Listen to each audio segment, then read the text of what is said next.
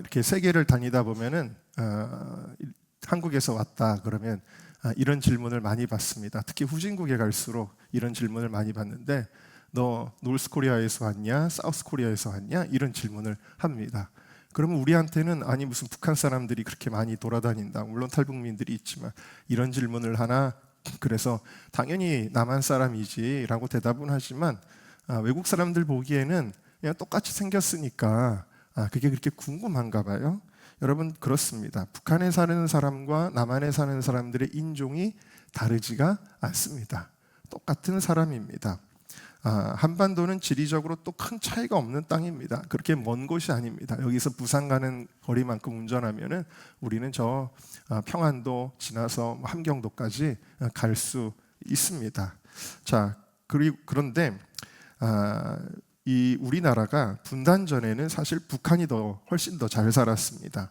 일본이 북쪽에다가 중공업, 에너지 산업을 주로 배치를 했기 때문이고, 북한은 천연 자원이 굉장히 풍부해서 금속, 화학, 기계 이런 산업이 발전을 했습니다. 한반도 전체의 수력 발전의 80%가 북한에 위치해서 전기 생산이 북한에 의존되었습니다. 그래서 그 당시에 분단 전에 한반도 전체 산업의 약 70에서 80%가 북한에 의존하고 있었습니다.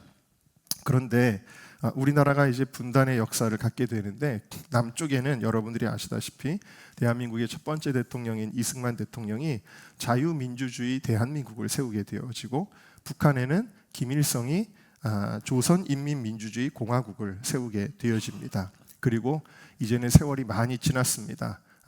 80년, 90년 이렇게 향해 가고 있는데, 2022년 기준 1인당 국민 총소득이 남한은 4,249만 원, 북한은 143만 원밖에 되지 않아요. 그래서 약 30배의 격차를 보이고 있고, 그 다음에 남한의 국내 총생산 GDP는 북한의 60배에 달합니다. 그러니까 같은 땅덩어리에 같은 인종의 사람이 살고 있는데, 북한은 정말 거지처럼 살고 있고 우리는 세계에서 가장 풍요로운 삶을 살고 있습니다. 도대체 왜 이렇게 된 걸까요? 그 이유는 너무나도 간단합니다. 누가 통치하느냐에 따라서 달라지는 것입니다. 그래서 누구를 통치를 받느냐, 자유민주주의의 통치를 받느냐, 아니면 사회주의의 통치를 받느냐가 이렇게 삶을 완전히 달라지게 만들어 놓는 거예요. 그러니까 여러분들이 투표를 잘 하셔야 됩니다. 왜냐하면 나는 누구의 통치를 받고 싶어를 결정하는 것이 투표이기 때문입니다. 미국의 이번에 대통령이 다시 트럼프가 되었습니다.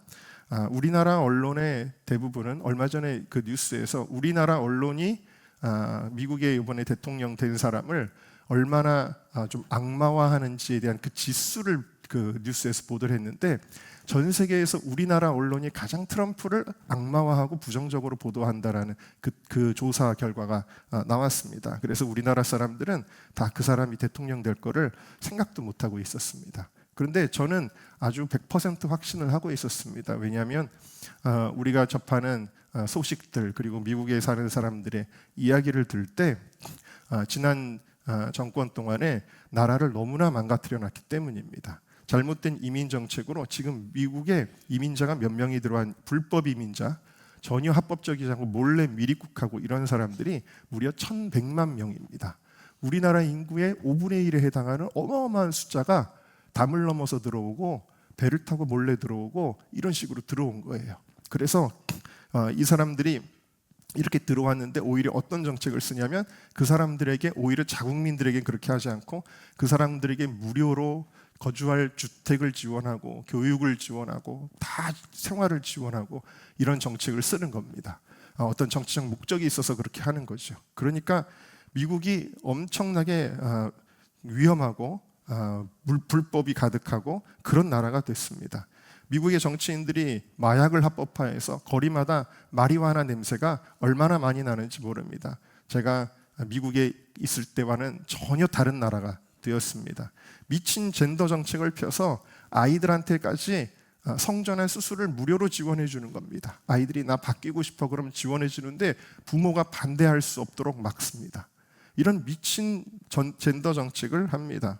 스포츠계에서도 보면 여자 선수가 막 남자 선수가 여자 경기에 가서 뛰어도 그게 마치 옳은 것처럼 미친 젠더 정책들이 미국에서 시행이 되고, 이런 것들을 통해서 기독교 가치관, 미국의 토대가 되는 기독교 가치관이 다 파괴되었습니다.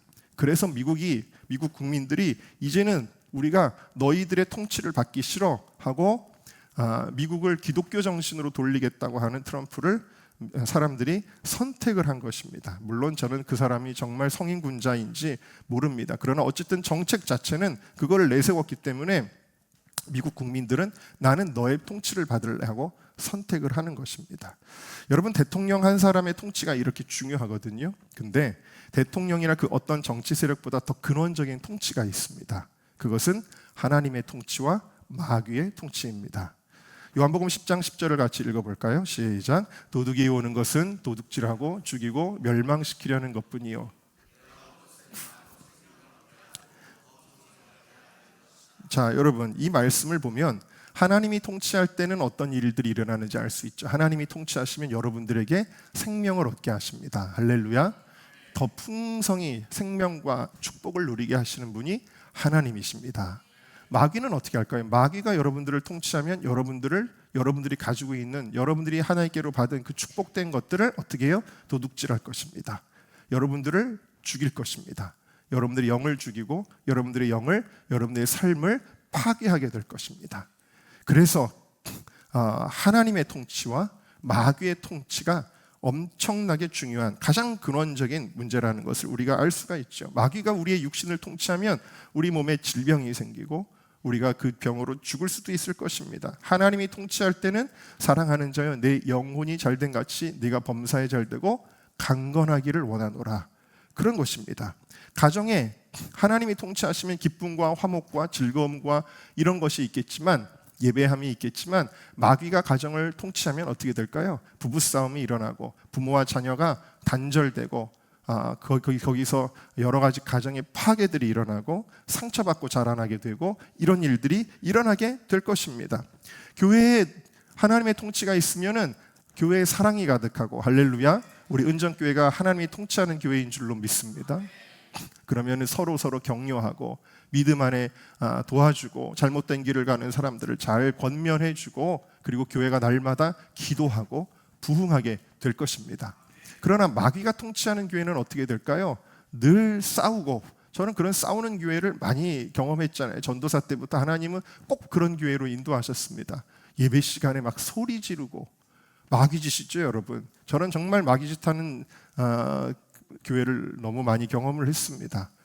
정말 성령을 회방하는 죄를 짓고 막 그런 일들이 막 끌어내리고 막 이런 교회가 되는 거, 그게 뭐죠? 절대 하나님 통치에서 일어날 수 없는 일이죠. 마귀가 통치하는 교회들도 얼마든지 있습니다. 나라를 하나님이 통치할 수 있고 마귀가 통치할 수 있습니다. 아까 대통령이 얘기했지만 에베소서 6장 12절은 이렇게 말씀해요. 우리의 씨름은 혈과 육을 상대하는 것이 아니요 통치자들과 권세자들과 이 어둠의 세상 자들과 하늘에 있는 악의 영들을 대함이라. 근원적으로는 하나님의 통치냐 마귀의 통치냐, 우리는 그 싸움을 하고 있는 것인데, 이 마귀들이 특별히 누구를 사로잡냐면 통치자들과 권세들을 마귀가 사로잡습니다. 그래서 마귀적인 통치가 일어나게 되는 것이죠. 어떤 멀쩡해 보이는 사람도 그 자리에 올라가게 되면 그 통치자들과 권세자들에게 임하는 그 마귀의 영향을 받는다라는 것을 우리는 기억을 해야 되는 것입니다. 또 이 마귀의 통치를 받으면 우리는 어떤 삶을 살게 되냐면 죄를 짓는 삶을 살게 되어집니다. 갈라디아서 5장 말씀 우리 19절부터 21절까지 읽어보겠습니다. 시작. 육체의 일은 분명하니 곧 음행과 더러운 것과 호색과 우상 숭배와 주술과 원수 맺는 것과 분쟁과 시기와 분냄과 당 짓는 것과 분열함과 이단과 투기와 술 취함과 방탕함과 또 그와 같은 것들이라. 전에 너희에게 경계한 것 같이 경계하노니 이런 일을 하는 자들은 하나님의 나라를 유업으로 받지 못할 것이요. 아멘. 자, 마귀의 통치를 받으니까 결국에는 한마디로 표현하면 뭐예요? 죄의 열매를 맺습니다. 이게 다 죄의 열매거든요. 이게 왜 그러냐? 마귀가 통치하기 때문이다라는 사실입니다. 그런데 계속해서 22절과 23절을 한번 읽어보겠습니다. 시작. 오직 성령의 열매는 사랑과 희락과 화평과 오래 참음과 자비와 양성과 충성과 온유와 절제니.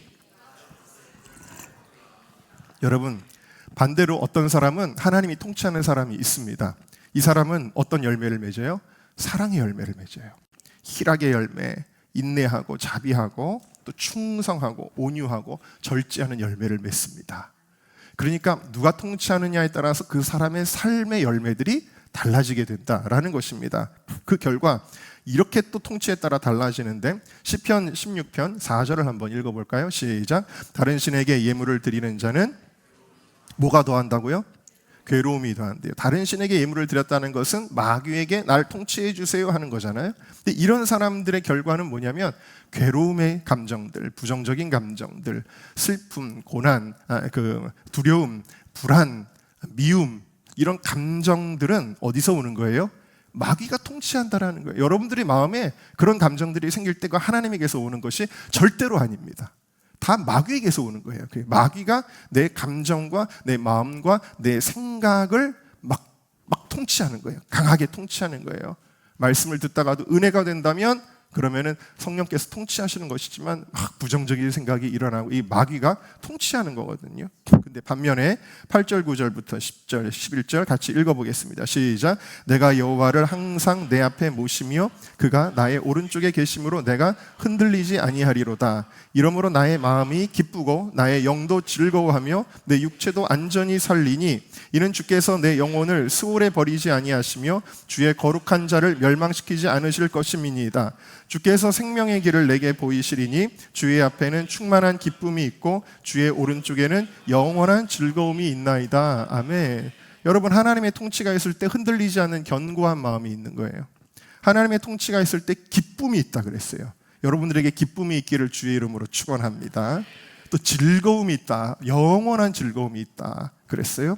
또 안전함이 있다.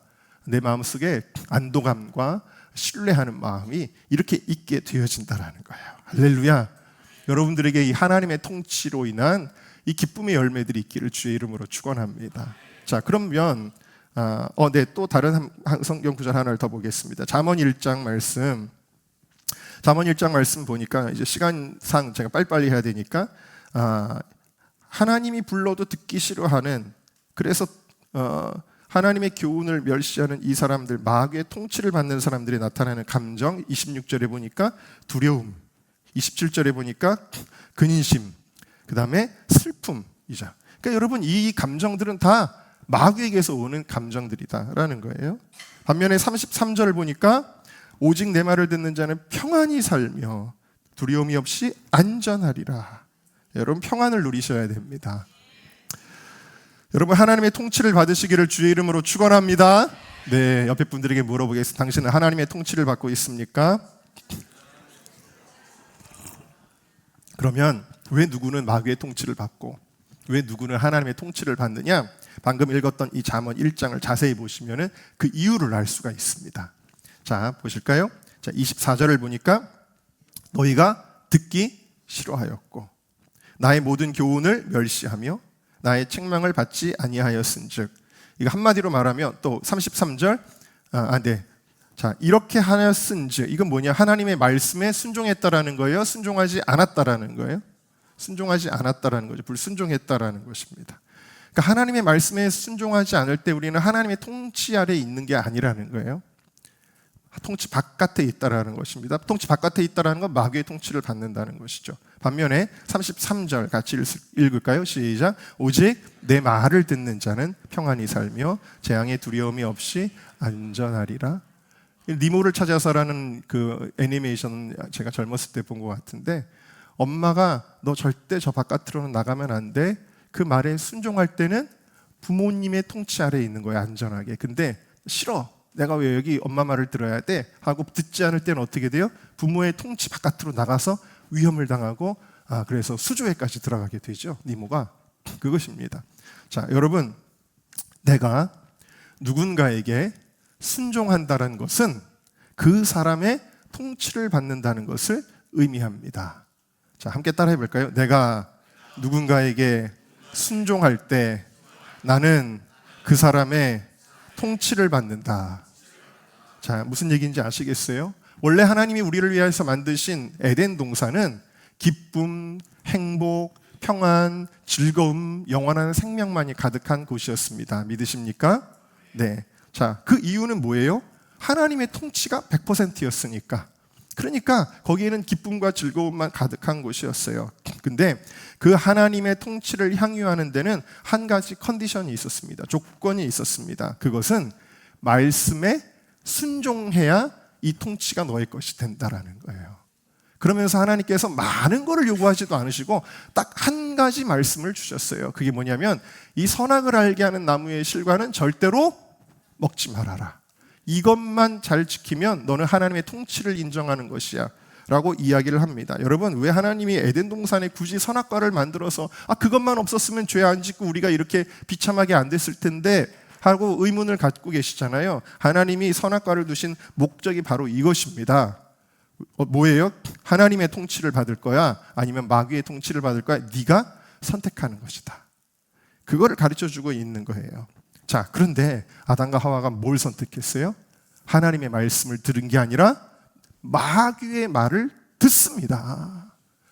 하나님의 말을 들어야 하나님의 통치를 받을 텐데 마귀의 말을 들음으로써 이제는 마귀의 통치 아래로 나는 당신 말을 들을 거야 하고 통치 아래로 들어가게 된 것입니다. 여러분, 예를 들어서 제가 신천지는 이단입니다. 절대 그거 듣지도 마세요. 그랬는데 어떤 사람이 와서 신천지 전도를 막 누군가에게 해요. 그런데 담임 목사 말을 안 듣고 신천지 전도하는 사람의 말을 듣고 거기 끌려가면 이 사람은 누구의 통치를 받게 돼요?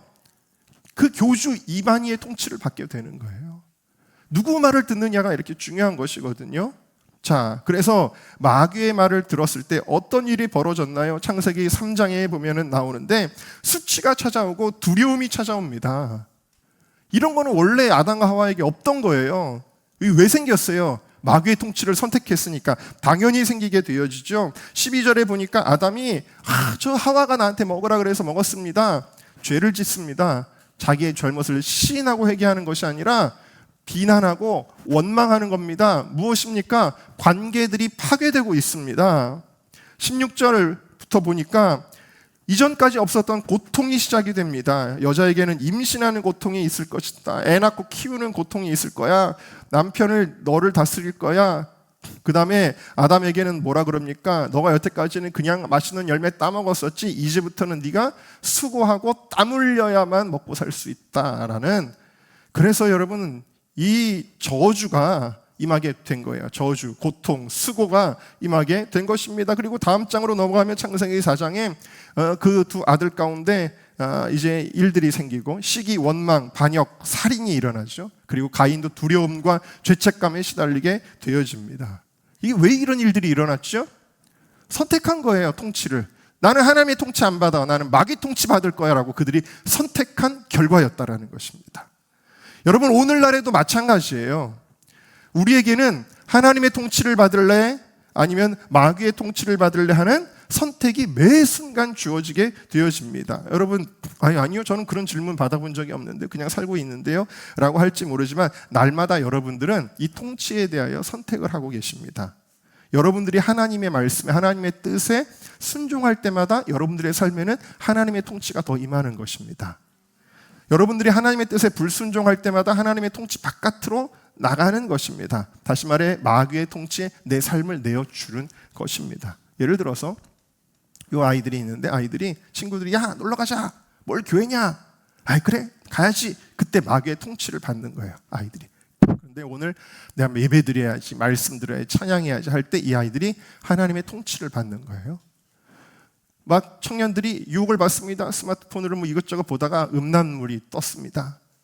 이거를 볼까 말까 선택하는 거예요.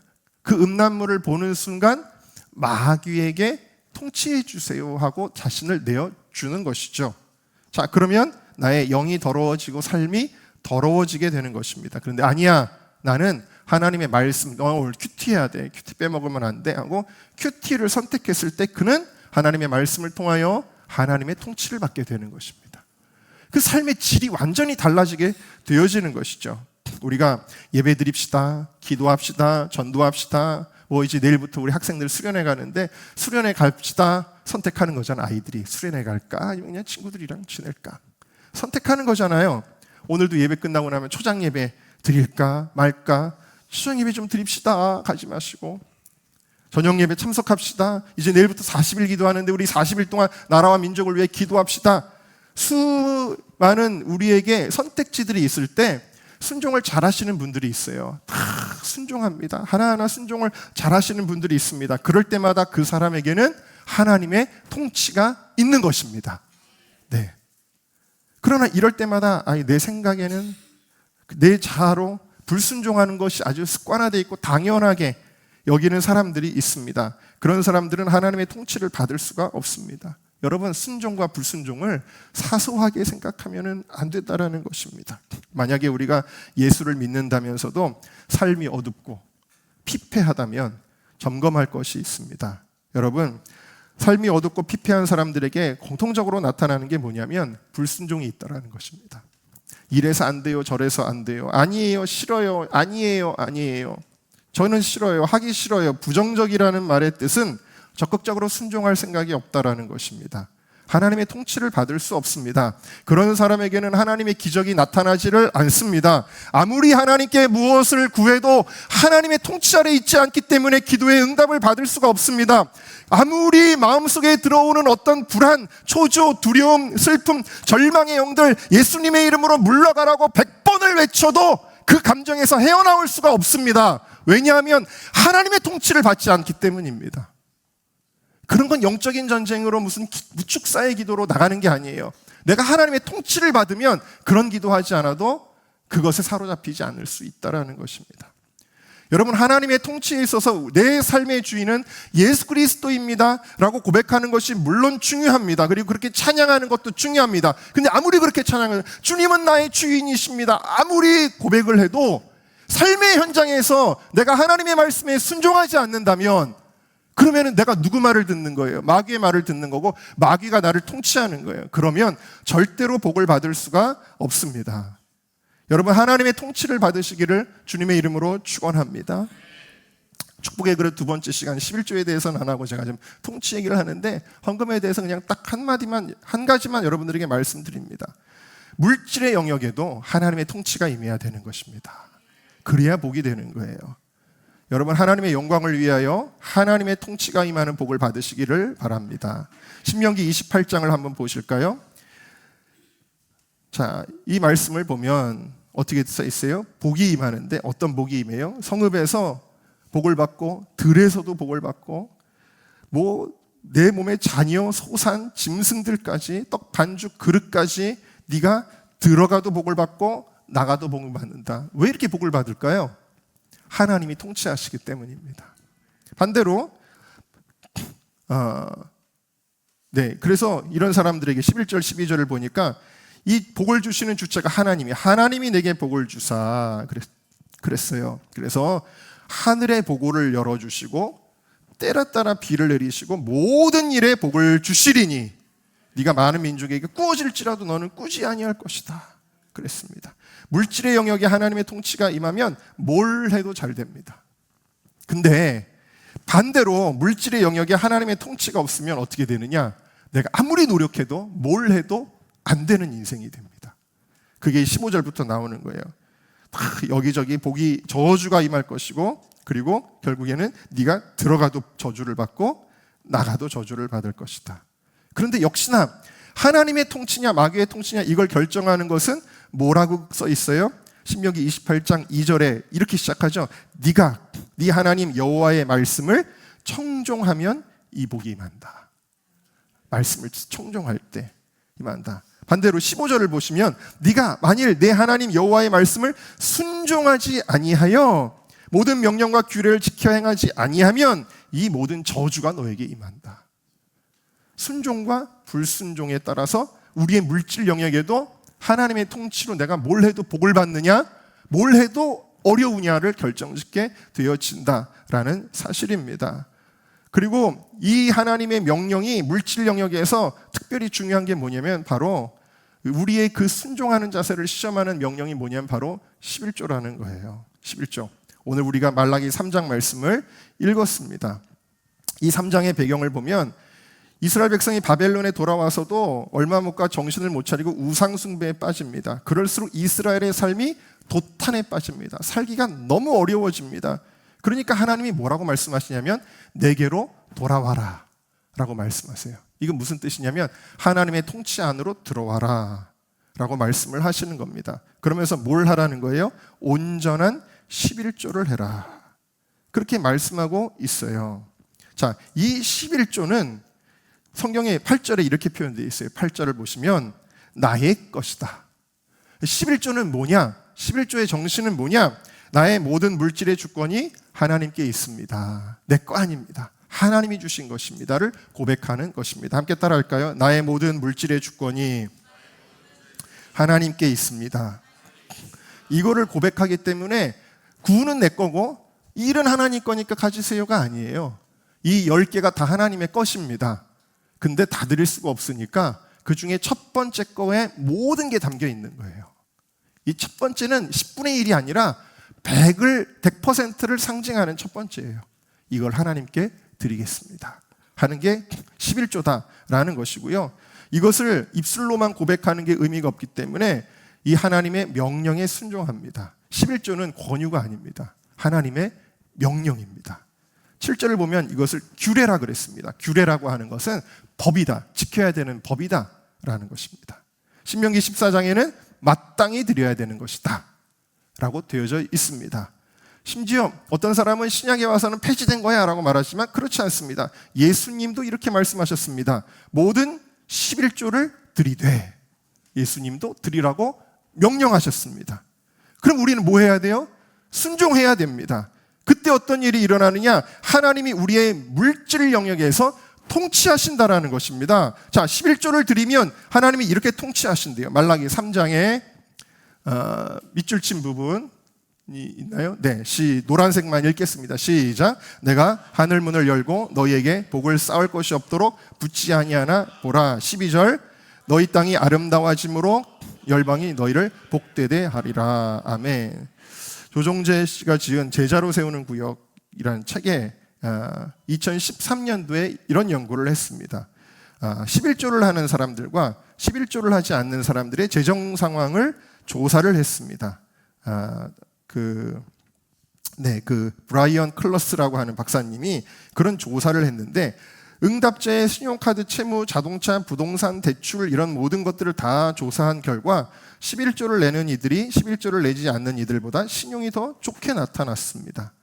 11조를 하는 이들 가운데 80%는 연체가 없었고 74%는 가계 대출이나 자동차 대출도 없었습니다. 그래서 이 클러스는 크리스천 포스트와의 인터뷰에서 11조를 하는 이들과 하지 않은 이들의 차이는 그들의 사고방식의 원인이 있다고 생각한다. 기이한 점은 11조를 하는 이들은 스스로 내가 하나님께 드려서 잘 된다고, 11조를 하지 않는 이들은 저들은 잘 돼서 11조를 드린다고 생각한다는 것이었다. 이게 무슨 말이냐면 11조를 하는 사람들은 하나님이 11조를 하는 것을 통해서 복을 주신다라는 믿음이 있었다라는 거예요. 그리고 그것이 실제로 나타났다라는 것입니다. 어떤 몽골 선교사님이 하신 간증입니다. 몽골은 이제 목축하는 나라죠. 뭐 염소 키우고 양 키우고 그러고 소를 키웁니다. 근데 겨울에 땔감으로 가장 유용한 것이 이제 소똥입니다. 그래서 여름 내내 소똥을 모아가지고 버리는 게 아니라 말려둡니다. 그리고 겨울에 아궁이나 난로에 소똥을 태워가지고 훈기를 만들어냅니다. 거기에는 뭐 석탄도 없고 나무가 그렇게 많지가 않습니다. 그래서 소똥이 겨울을 나는데 굉장히 필수품이고 몽골의 겨울은 너무 길고 춥거든요. 자, 그런데 어느 날 초신자가 선교사님에게서 물었습니다. 선교사님, 11조는 돈으로만 하는 건가요? 라고 물었더니 선교사가 아닙니다. 11조는요, 소 10마리가 나면 그 중에 한 마리가 11조가 될 수 있습니다. 양이 20마리 나면 2마리가 11조입니다. 라고 설명을 해주셨대요. 그랬더니 그 성도가 고개를 끄덕이고 알았어요 하고 돌아갔는데 그 다음 주에 교회를 와보니까 소똥 냄새가 진동을 하고 있습니다. 강대상에다가 소똥 한 가마니를 올려 놓았습니다. 냄새가 진동하였지만 말씀에 순수하게 순종하는 그분을 믿음으로 그 선교사님이 축복을 해 주었습니다. 그리고 이상한 일이 일어났는데 다음 날부터 동네 모든 소들이 그 집 마당에 와서 똥을 싸고 가더라는 것입니다. 놀라운 수입입니다. 여러분 좀 우스갯소리 같지만 말씀드리고자 하는 것은 무엇이냐면 우리의 물질의 축복은 하나님이 하신다라는 것이고 하나님의 통치 아래 있으려면 이 11조를 통해 하나님의 말씀에 순종해야 된다라는 사실입니다. 특별히 그런데 하나님의 통치가 임하기 위한 중요한 순종에 한 가지 중요한 점이 있습니다. 그게 뭐냐면 10절을 같이 읽어볼게요. 10절 시작. 만군의 여호와가 이르노라 너희의 11조는 11조인데 어떤 11조예요? 온전한 11조다. 콜 함마 아세르라고 하는데 주석에 뭐라 그랬냐면 하나님의 것으로 구별된 11조 가운데서 조금이라도 사적 용도로 써서는 안 되며 어떠한 소득이든 그 소득의 종류와 관계없이 10분의 1을 바쳐야 한다는 것이다. 다시 말하면 쉽게 말하면 정직하게 해야 된다라는 거예요. 자, 여러분 성경에 두 헌금하는 내용을 한번 비교를 한번 해보겠습니다. 누가복음 21장에 한 과부가 사람들이 막 헌금하는 시간이었는데 딸랑 하는 땡그렁 하는 소리가 났습니다. 뭐였어요? 2렙돈을 드렸어요. 어떤 과부 한 분이 그렇게 드렸습니다. 그 2렙돈이 오늘날 시가로 얼마인가를 제가 이제 AI로 알아보니까 1,000원이래요. 1,000원. 1,000원을 낸 겁니다. 그리고 사도행전 5장에 보면은 아나니아와 삽비라가 자기들의 땅을 팔았다. 우리는 땅을 다 팔 겁니다. 건축헌금 하겠습니다. 했어요. 그래가지고 땅을 팔아가지고 드렸는데 그 당시 사람들이 대략적으로 가지고 있었던 땅에 그것을 환산해서 오늘날에 한 얼마가 정도 되겠냐라고 AI에게 물어보니까 오늘날 시세로는 약 5천만 원에서 2억 사이 안에 들어갈 것이다 라고 이야기를 했어요. 그럼 한 평균 잡고 한 1억 정도라고 생각을 해볼까요? 자, 여러분 누가 여러분들에게 1,000원 주면 좋아요? 1억 주면 좋아요? 네? 네? 대답을 왜 안 하세요? 솔직하게 대답하셔야죠. 네, 1억 받으면 좋겠죠? 하나님도 그러실까요, 여러분? 야, 1,000원이 뭐냐? 1억은 줘야지. 하나님 혹시 그러실까요? 근데 이 두 헌금에 대하여 누가복음 21장은 예수님께서 뭐라고 하시냐면 칭찬하십니다. 전부를 넣었다. 칭찬하셔요. 반면에 사도행전 5장의 아나니아와 삽비라는 어떻게 됐죠? 그 자리에서 죽었어요. 저주받아서 죽었습니다. 왜 이런 일이 일어났느냐? 왜 이런 일이 일어났냐? 아나니아와 삽비라는요 정말 땅을 다 팔아서 드리겠습니다 하긴 했는데 그 중에 일부를 다 드릴 수는 없지, 뭐 다 드린다고는 했지만 이 정도는 괜찮잖아, 우리 이렇게 많이 드리는데, 그러면서 거기서 얼마를 감추었다라는 거예요. 다시 말하면 아나니아와 삽비라의 헌금은 액수는 많지만 정직하지가 않았다라는 사실입니다. 여러분 하나님 앞에서 정직해야 합니다. 11조를 얼마나 많이 하는가보다 중요한 것은 11조를 내가 정직하게 하는 것이 중요하다라는 사실입니다. 하나님은 우리의 절대적 액수로 만족하시는 분이 아니라 하나님은 우리가 얼마나 하나님을 경외하고 정직한가를 중요하게 여기시는 것이다 라는 사실입니다.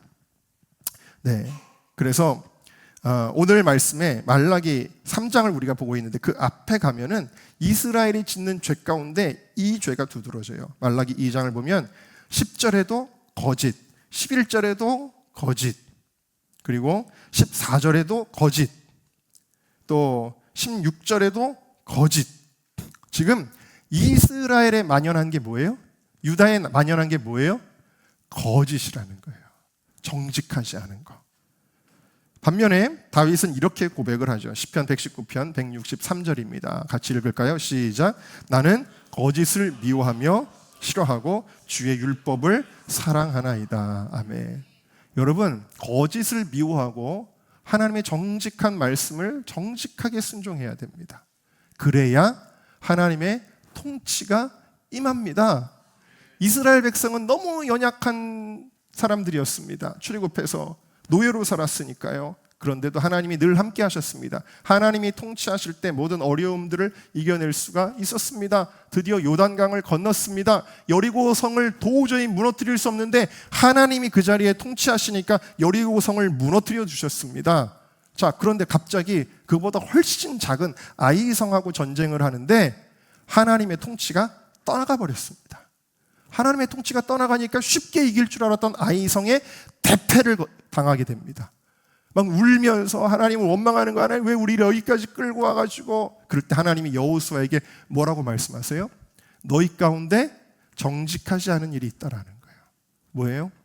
여리고성을 헤렘으로 다 불살라 하나님 앞에 드리기로 했는데 아간이라는 사람이 욕심이 나가지고 몰래 감추어 둔 거예요. 어떻게 합니까? 하나님의 임재가 떠나가게 되니까 그 아간과 그에게 속한 모든 것들을 끌어내서 그들을 죽이고 도말할 때에야 그때 하나님의 통치가 다시 임하게 되고 하나님이 친히 전략을 알려주시고 아이성 전쟁에 승리하게 하십니다. 여러분, 정직해야 하나님이 통치하십니다.